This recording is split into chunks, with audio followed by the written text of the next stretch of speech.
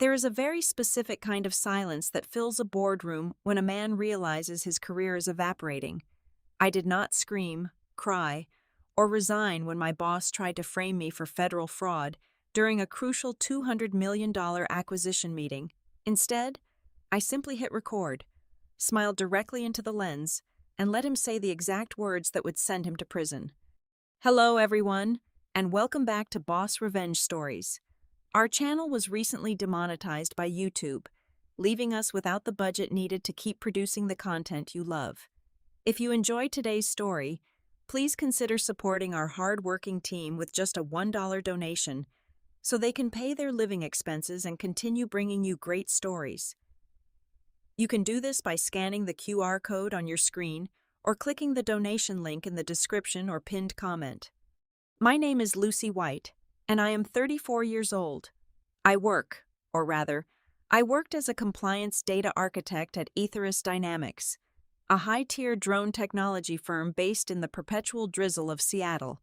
If you do not know what a compliance data architect does, think of me as the person who builds the digital fortress that keeps a company from being sued into oblivion by federal regulators.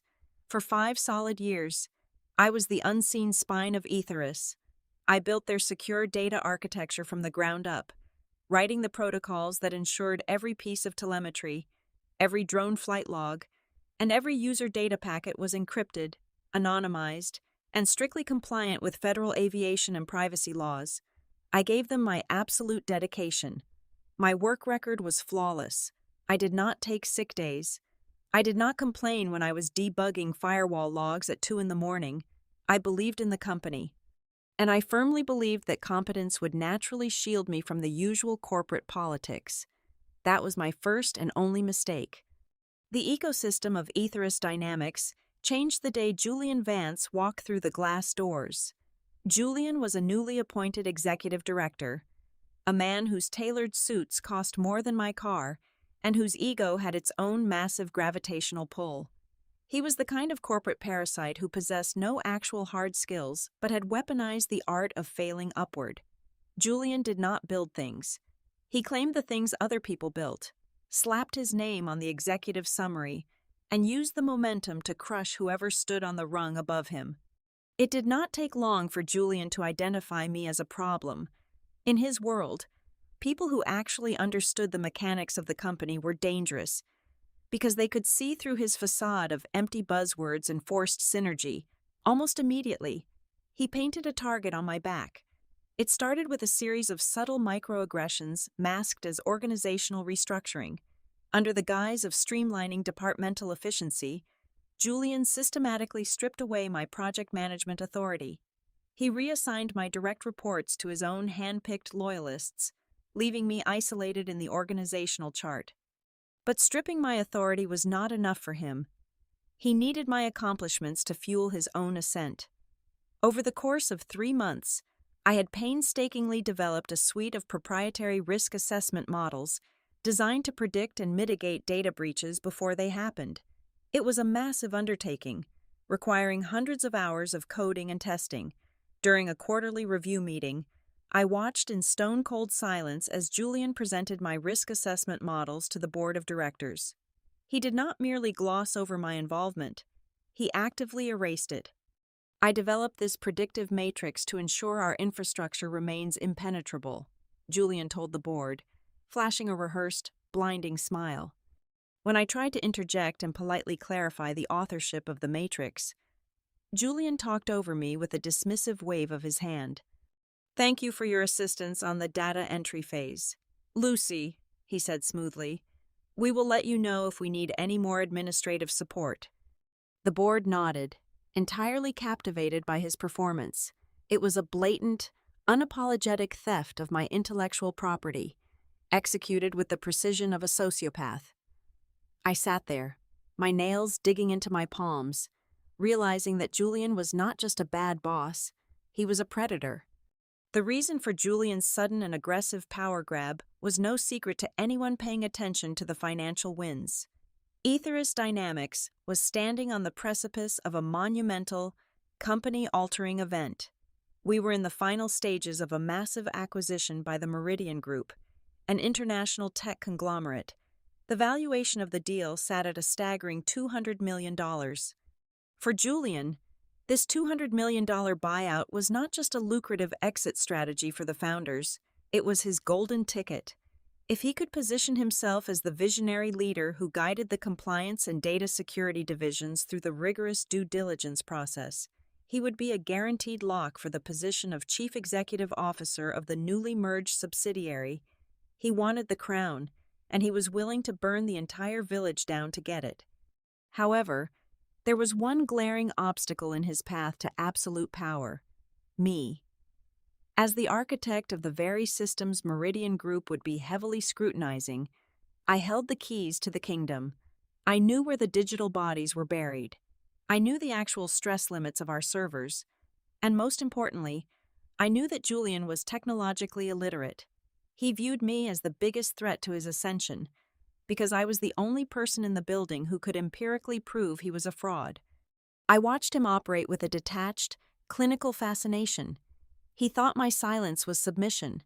He thought my lack of theatrical outrage meant I was a weak, easily manipulated drone who would quietly accept being pushed out the door before the Meridian Group signed the final paperwork. He severely underestimated the quiet, methodical nature of a data architect. We do not throw tantrums when a system fails or a virus attacks. We analyze the threat, we isolate the anomaly, and we quietly rewrite the code to neutralize it. Julian Vance was just another anomaly in my system, and he had no idea that by targeting me, he had already triggered his own quarantine protocol. The digital architecture of a corporation never truly sleeps. It breathes in a steady rhythm of automated backups, server pings, and background diagnostics. As an architect of these systems, you learn to feel this rhythm in your bones. You know exactly what a healthy network sounds like in the dead of night. So, when my secondary monitoring dashboard flagged a localized anomaly at exactly 2:15 in the morning on a Tuesday, the quiet hum of my apartment was suddenly replaced by a sharp, cold spike of adrenaline. Someone was inside the secure server room, digitally speaking, and they were operating with top-tier, bypass-level clearance. I sat up in the blue glow of my monitors, my fingers flying across the mechanical keyboard as I began to trace the access logs. The intruder was not blindly rummaging through the system. They were moving with a highly specific, targeted purpose directly toward the core product database.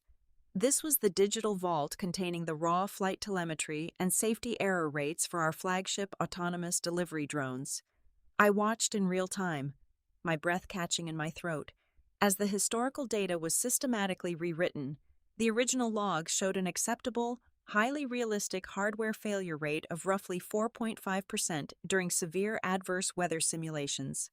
By the time the intruder finished executing their override commands, that failure rate had been scrubbed entirely from the timeline and replaced with a mathematically impossible 0.1%. The implication hit me like a physical blow to the chest. Someone was actively altering the fundamental safety metrics of our primary product. They were sanitizing the hard data to make the company's valuation look absolutely flawless. With the $200 million acquisition from Meridian Group looming heavily on the horizon, a pristine safety record would lock in the maximum purchase price and guarantee massive executive bonuses. But it was also a catastrophic federal crime. Falsifying aviation safety data is a felony that carries severe prison time. I immediately initiated a deep packet inspection to identify the source protocol and the authorization token being used for these modifications. When the query resolved on my screen, my blood turned to ice. The terminal executing the fraudulent changes was located on the top floor in the executive suite, specifically inside Julian Vance's office. However, the authorization token attached to the malicious code did not belong to him. The system recorded that the data manipulation was being performed by my login credentials, my employee identification number, my unique administrative password. Julian was not just committing corporate fraud. He was deliberately and methodically leaving a trail of fake digital footprints designed to point the federal authorities and the Meridian Group auditors directly at me. His malicious plan suddenly snapped into sharp focus. its brutal logic revealing itself in the lines of code.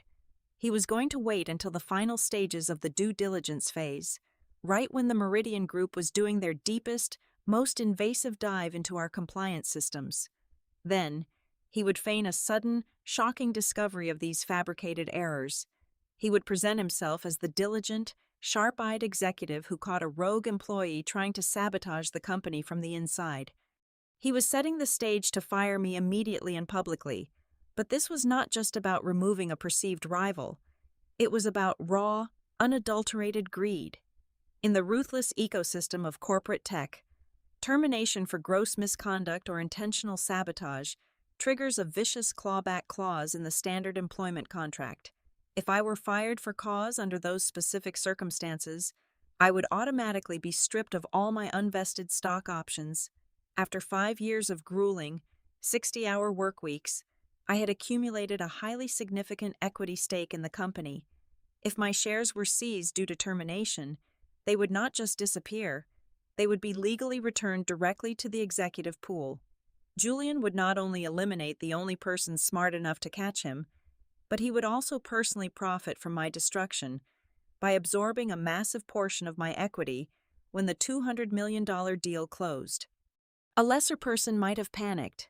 A normal employee would have marched into the Human Resources Department at 9 in the morning, demanding an immediate investigation. But I knew exactly how human resources functioned in a place like this. They existed solely to protect the company from liability, not to protect the employees from the executives. If I went to them with accusations against the man poised to become the next chief executive officer, Julian would simply claim my logs were fabricated to cover my own tracks. He had the executive authority, the golden boy status, and the manufactured evidence sitting right there on the main server. It would be my word against his, and I would be escorted out of the building by armed security before lunch, screaming about a conspiracy nobody would believe. "Never interrupt your enemy when he is making a mistake," I whispered to the empty room, quoting a rule I had lived by my entire career. So, I chose absolute, terrifying silence. I did not confront him. I did not send an angry, passive-aggressive email. I smiled at him in the hallway the very next morning, my expression completely blank, giving him the false comfort that his trap remained safely hidden in the dark. Instead of fighting a battle I could not possibly win on his terms, I changed the battlefield entirely. For the next 3 weeks, I worked late into the night, operating far outside the view of his manufactured logs. I began to quietly and methodically back up the unalterable, raw server logs from the deep archive layer, the foundational layer that Julian lacked the technical vocabulary to even know existed. I mirrored every single keystroke he made in the dead of night, every file he maliciously altered, and every false timestamp he generated. I transferred this massive cache of irrefutable, time-stamped evidence onto a military-grade, ultra-secure offline hard drive. I encrypted it with a rolling cipher that only I possessed. I was no longer just a compliance data architect. I was an archivist of his impending doom, silently and patiently collecting the rope he would eventually use to hang himself. The final week of the due diligence process with the investors from the Meridian Group arrived like a suffocating winter storm. The entire corporate campus of Aetherist Dynamics operated under a frantic, tightly coiled tension. Teams were sleeping under their desks, desperately polishing financial reports and legal disclosures. I, however, maintained a schedule of absolute, terrifying normalcy, clocking out precisely at 5 o'clock every evening, which I knew secretly infuriated my new boss. Julian Vance played his hand exactly as I had predicted. For an entire month, he had aggressively isolated me, deliberately barring me from every single preparatory email thread, every closed-door strategy session, and every financial modeling review. I was a ghost in my own department. Yet, at 4 o'clock on a Thursday afternoon, less than 24 hours before the defining virtual summit, I received an urgent, mandatory calendar invitation. Julian was officially ordering me to co-host the critical compliance review presentation alongside him. The pure sadism of his strategy was genuinely breathtaking to witness. He did not merely want to fire me in the privacy of a human resources office, he craved a public execution. He wanted the chief financial officers, the lead legal counsel, and the senior partners of the Meridian Group to have front row seats to my sudden, catastrophic slaughter. By forcing me to co-host a massive presentation I had zero part in building or reviewing, he was ensuring I would be live on camera, totally exposed and presumably unprepared, when he dropped his fabricated bombshell. I clicked accept on the calendar invitation within 30 seconds of receiving it. I did not ask any follow-up questions. I did not frantically request the slide deck to study overnight. Instead, I spent Thursday evening methodically turning my personal home workstation into an inescapable digital snare. I knew the corporate video conferencing software Aetherus used had built-in administrative controls that Julian could manipulate. He could easily mute me or sever my connection the moment I tried to defend myself. I bypassed their software entirely. First, I installed an independent, kernel-level screen recording application that operated completely silently in the background of my machine. It was designed to capture high-definition video, system audio, and raw network traffic simultaneously, rendering it completely immune to any remote administrative kill switches Julian might try to deploy from his executive terminal. But simple video evidence was not enough to guarantee legal invulnerability in a $200 million corporate dispute. I needed absolute, mathematically undeniable proof of origin. Using a backdoor routing protocol I had quietly designed years ago for emergency diagnostics, I deliberately funneled my inbound and outbound presentation stream through a highly secure third-party legal archiving service based in Switzerland. Every single frame of video, every syllable spoken, and every packet of data transmitted during the upcoming meeting would be instantly hashed, time-stamped, and permanently logged on an immutable server. If Julian, or the Aetherus board of directors, ever attempted to claim my footage was a deepfake or illegally altered, the digital cryptography would prove the absolute integrity of my recording in any federal court. My trap was flawless, entirely invisible, and utterly lethal. When Friday morning finally dawned, I prepared myself with the cold, deliberate precision of a soldier suiting up for an asymmetric war. I chose a sharply tailored, slate-gray blazer and pulled my hair back tightly, stripping away any softness. I practiced in the mirror until my face settled into an expression of absolute, unreadable emptiness. I looked exactly like a woman who was merely showing up to do her standard daily job, entirely unaware that a guillotine had been erected directly above her desk. At exactly 9 o'clock, I clicked the secure link to join the virtual boardroom. The digital space was immediately crowded with heavy, concentrated power. The grid of high-resolution webcam feeds displayed the stoic, humorless faces of the Meridian Group executives, alongside Aetherus Dynamics' own nervous board members. Millions of dollars were hanging on the words spoken in this session. "Good morning, everyone, and thank you for your time today," Julian began, his voice dripping with that familiar, sickeningly smooth arrogance. He was sitting in his expansive corner office, wearing a bespoke navy suit, leaning slightly into the camera with the relaxed, expansive posture of a man who firmly believed he was holding a royal flush. He commanded the digital room immediately, flashing his highly rehearsed, predatory smile, projecting the aura of a visionary leader about to shepherd his company into a golden, highly profitable future. I sat completely muted in my small square on the screen, my hands resting lightly on my mechanical keyboard, staring directly into the camera lens with the calm, dead eyes of an apex predator patiently waiting for its prey to take that one final, fatal step. For the first 45 minutes of the summit, the digital boardroom was a masterclass in high-stakes corporate theater. The executive team from the Meridian Group, a grid of severe, unsmiling faces framed by expensive wood-paneled offices, listened intently as Julian orchestrated the presentation. He was in his element, effortlessly clicking through the financial projections and market expansion strategies.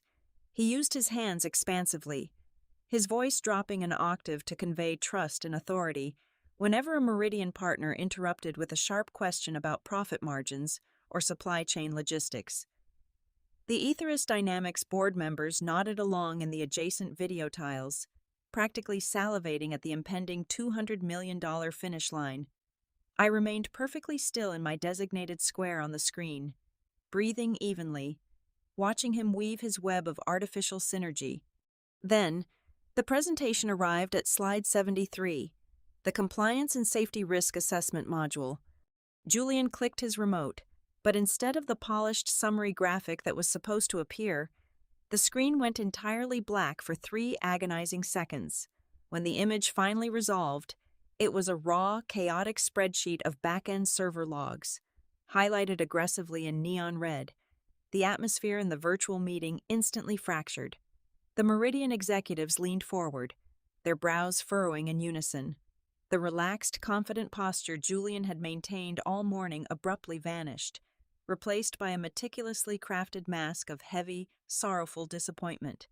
He let out a long, shuddering sigh, shaking his head as if burdened by a sudden, devastating tragedy. "Ladies and gentlemen of the Meridian Group, I must pause here," Julian began, his voice trembling with perfectly calibrated fake emotion. "Integrity is the absolute bedrock of Ethos Dynamics. I promised your team total transparency during this acquisition, and it breaks my heart to say that I have uncovered a severe breach of that trust." He did not look at the camera. He turned his eyes directly toward my video feed.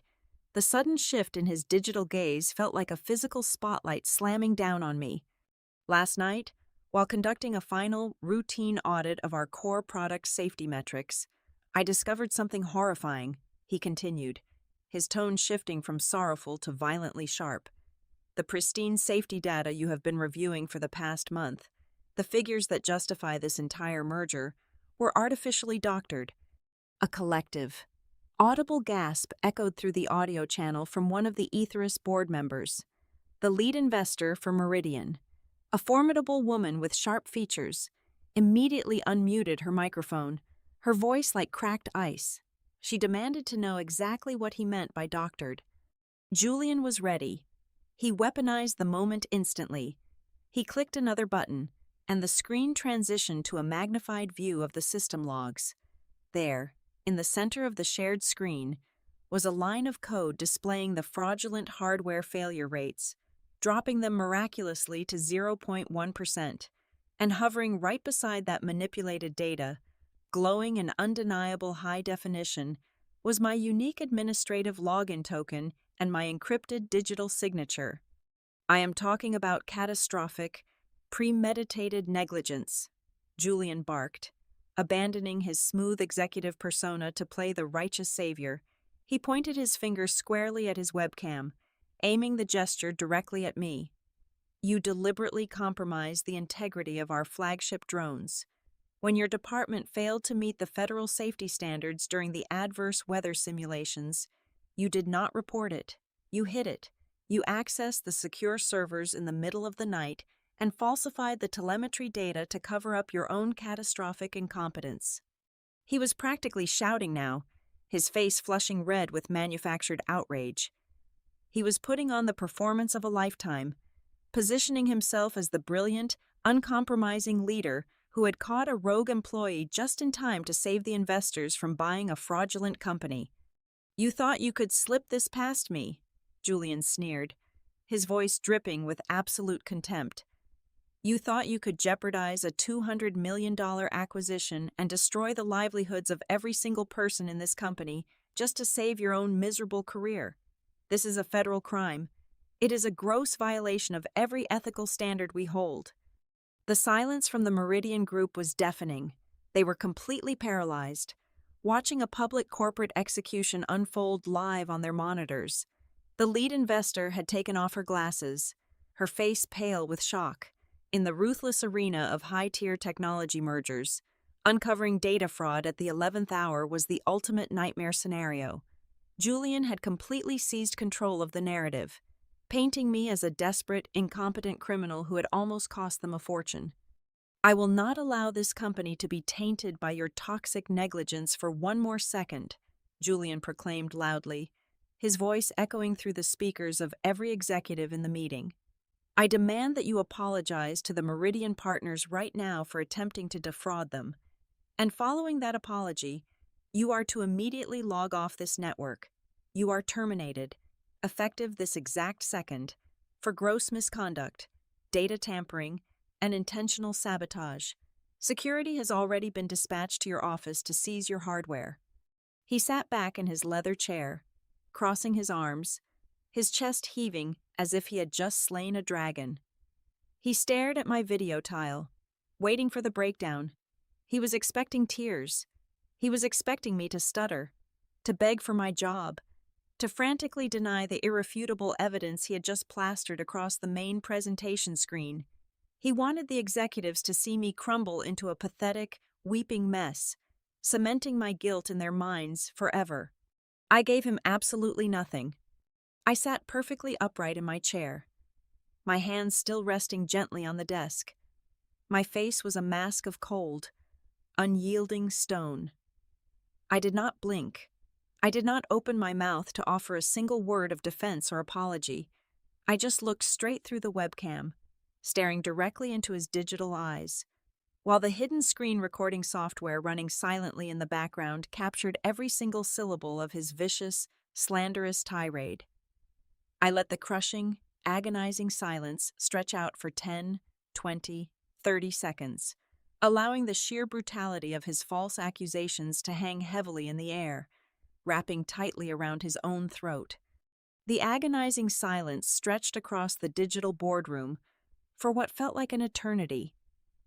I sat completely motionless, allowing the heavy weight of Julian's manufactured outrage to settle over the Meridian Group executives. I watched the lead investor, the formidable woman who held the fate of a $200 million acquisition in her hands, slowly massage her temples. The Aetherius board members looked nauseous, their dreams of massive payouts evaporating before their eyes. Julian leaned back in his expensive leather chair, a faint, sickeningly triumphant smirk playing at the corners of his mouth. He thought he had won. He was waiting for the inevitable breakdown, the tearful apology, the desperate begging that would validate his entire performance. Instead, I reached forward and unmuted my microphone. When I spoke, my voice was not shaking. It was a flat, cold, and entirely clinical monotone that cut through the thick tension of the virtual room like a scalpel. Thank you for that incredibly detailed and passionate feedback. Julian, I said smoothly, my eyes locked on his webcam feed. The smirk vanished from his face instantly. A flicker of genuine confusion crossed his features. That was not the script he had written for me. However, I continued, maintaining that terrifyingly calm cadence, before I log off this network and surrender my hardware to the security team, standard corporate compliance protocol dictates that I'm legally entitled to provide a final, formally documented response to allegations of gross misconduct. For the sake of total transparency with our partners at the Meridian Group, I request host privileges to share my screen. Julian hesitated. I could see the gears grinding behind his eyes. He was trying to calculate if this was a desperate bluff or the pathetic flailing of a defeated woman trying to save face. His colossal, suffocating ego made the decision for him. He firmly believed he had scrubbed his tracks perfectly. He believed there was absolutely nothing I could show the board that would contradict the manipulated logs he had just presented. He wanted the investors to see me fail one last time. He wanted to crush my final defense live on camera. By all means, Julian sneered, leaning forward aggressively, his voice dripping with condescension. The floor is yours. Let us all see how you attempt to justify defrauding these investors.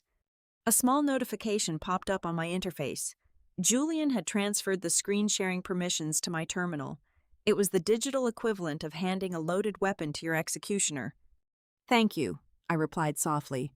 I did not open a presentation software. I did not open a polished corporate document. I bypassed the standard user interface entirely and opened a raw black command terminal. I rapidly typed in the decryption key for the Swiss-hosted legal archive I had established, entirely bypassing the local Aetherius servers. The screen shared with the executives immediately filled with lines of dense, foundational code. "What you are looking at, ladies and gentlemen," I announced, my voice projecting crisp and clear, "is not the secondary monitoring dashboard that Julian just showed you. That dashboard is easily manipulated by anyone with administrative access.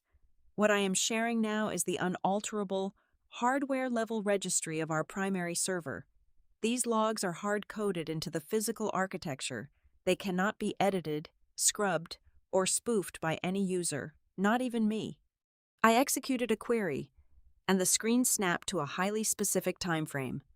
"Julian was correct about one thing," I continued, highlighting a specific block of data in bright yellow.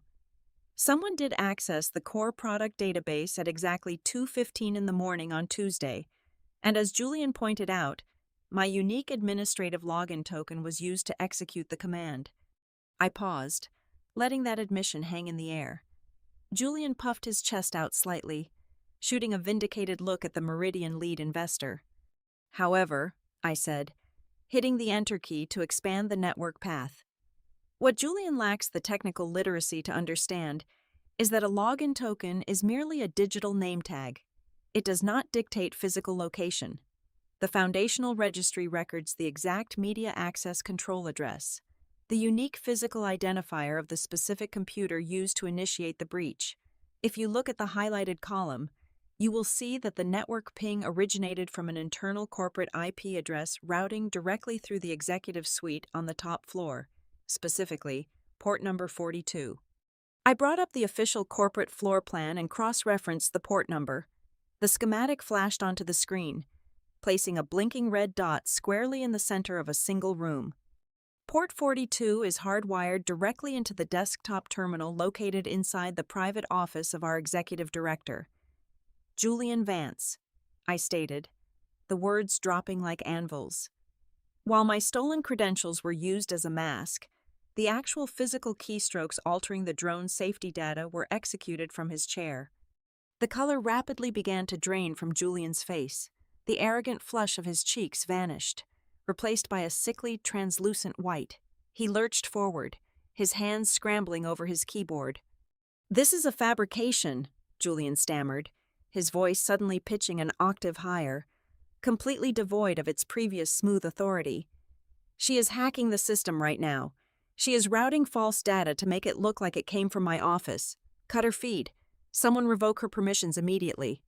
He clicked frantically, trying to activate the administrative override to kill my presentation.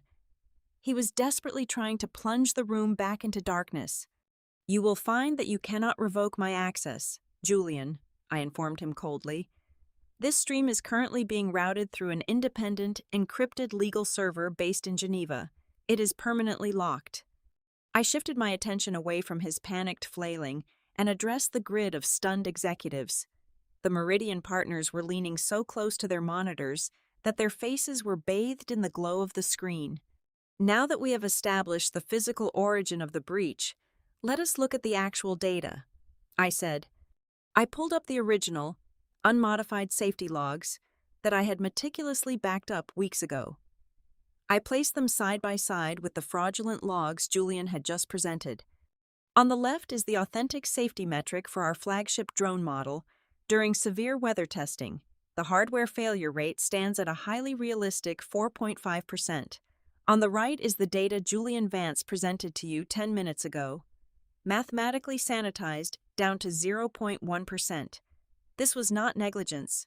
This was a premeditated, highly coordinated effort to artificially inflate the valuation of this company by hiding critical flaws from the Meridian Group prior to a $200 million acquisition. "Stop this right now!" Julian screamed, his composure entirely shattered. He was hyperventilating, his eyes darting wildly around his office as if looking for an escape route. "It is a lie. It is all a lie. She is a disgruntled employee trying to destroy me." "I am a compliance data architect," I corrected him calmly. "My entire job is to ensure that the truth is properly documented and securely stored. Which brings me to my final point. Visual evidence was devastating, but I needed to ensure there was absolutely no room for plausible deniability. I needed to destroy him down to the molecular level. During a routine security sweep of our internal communications grid last week, I explained to the silent, horrified audience.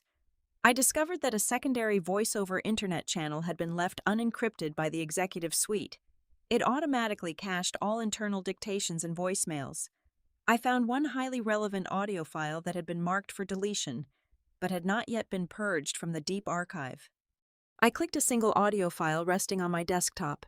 The media player opened. I maximized the volume on my outgoing audio feed. Julian's voice, captured in crystal clear, high-definition audio, filled the digital boardroom. It was not the polished, booming voice he used for presentations. It was the hurried, arrogant, and vicious tone he used behind closed doors. I do not care how you bypass the firewall. Julian's recorded voice snapped, addressing someone in his office. Just take her login token from the administrative physical logbook and use it to scrub the adverse weather failure rates. Change the 4.5 to a 0.1. The Meridian team is going to comb through that data by Friday. It needs to look perfect. When the auditors eventually figure out the numbers do not match the field tests, the audit trail will point directly to her terminal. She gets fired for gross sabotage. The company keeps her unvested equity, and my division looks flawless for the buyout. Just get it done before morning. The audio file ended with a sharp click. The silence that followed was absolute, heavy, and lethal. I stopped sharing my screen, allowing the main view to snap back to the gallery of webcams. Julian looked as though he had been physically struck by a freight train. He was slumped back in his chair, his mouth hanging slightly open, his chest heaving irregularly. Sweat was beading on his forehead, catching the harsh fluorescent lights of his office. He stared blankly at his monitor, completely paralyzed by the sheer magnitude of his public destruction. The mask was completely gone, leaving nothing but a hollow, terrified fraud completely exposed to the light. I looked at the Meridian Group executives.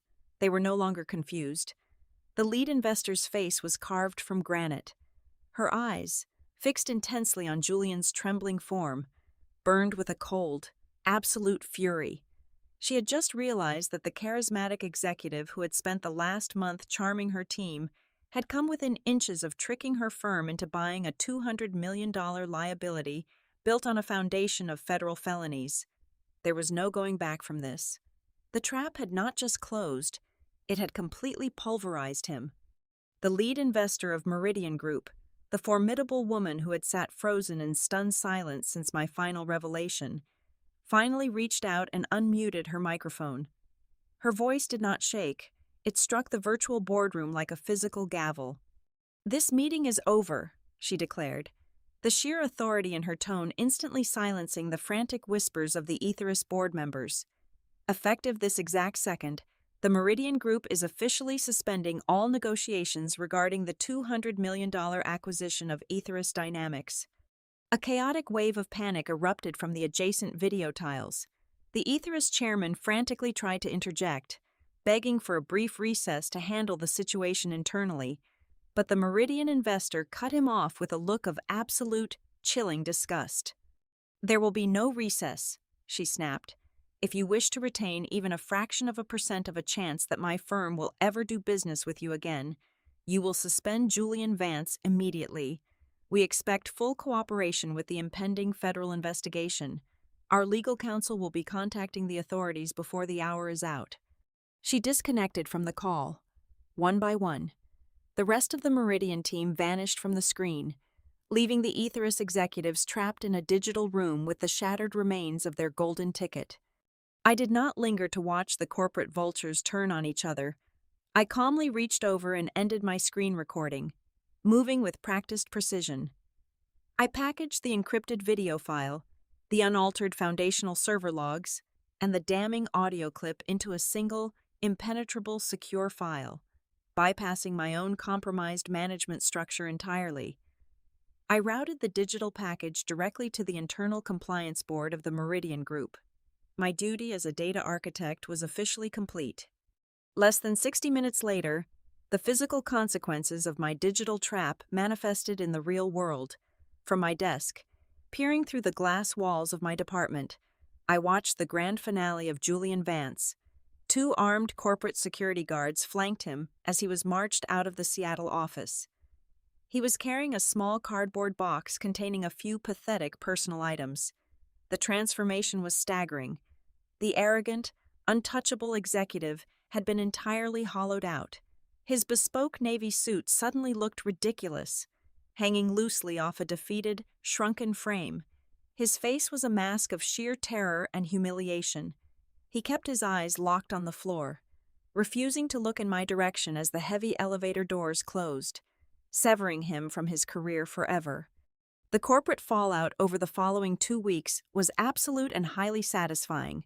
Armed with my irrefutable evidence, the Meridian Group ruthlessly leveraged the scandal. They tore up the original acquisition contract and forced a brutal, punishing restructuring of the terms.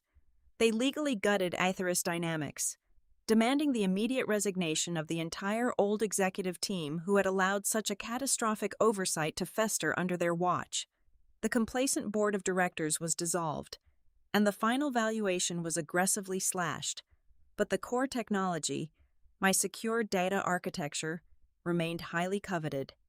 On a quiet Tuesday morning, exactly 14 days after the disastrous virtual summit, my personal cell phone rang. The caller identification displayed a private number. It was the lead investor from Meridian. She did not bother with pleasantries or small talk. She was a woman who respected raw competence above all else, and she knew exactly who had saved her firm from absorbing a multi-million-dollar federal liability. The old guard is gone, and we need someone who actually understands how the engine works to rebuild this company, she told me over the phone. We are offering you the position of Chief Executive Officer of the newly restructured Aetheris subsidiary. It was an unprecedented leap in the corporate hierarchy, skipping over a dozen traditional rungs. But in the brutal logic of corporate survival, it made perfect sense. I was the only person who understood the infrastructure, and I was the only person the investors implicitly trusted to sanitize the radioactive mess Julian had left behind. I accepted the promotion before she even finished outlining the compensation package. I took the title to protect the massive unvested equity stake I had rightfully earned through 5 years of grueling labor. More importantly, I took the power to ensure that predators like Julian Vance would never again find a foothold in this industry. Due to the pending federal fraud charges and the permanent black mark on his compliance record, Julian was completely and permanently blacklisted. He was erased from the technology sector by the very woman he had arrogantly assumed he could destroy. Thank you so sincerely for taking the time to listen to my story today. I would love to know, where in the world are you tuning in from right now? Please let me know in the comments below. If you found today's story entertaining and satisfying, please consider helping our channel out with just a $1 donation. You can easily do this by scanning the QR code currently displayed on your screen, or by clicking the donation link provided in the video description or the pinned comment. Your generous support allows us to pay our hardworking staff, ensuring they have the money to feed their families, and it guarantees that we can continue creating even more incredible stories to serve you in the future.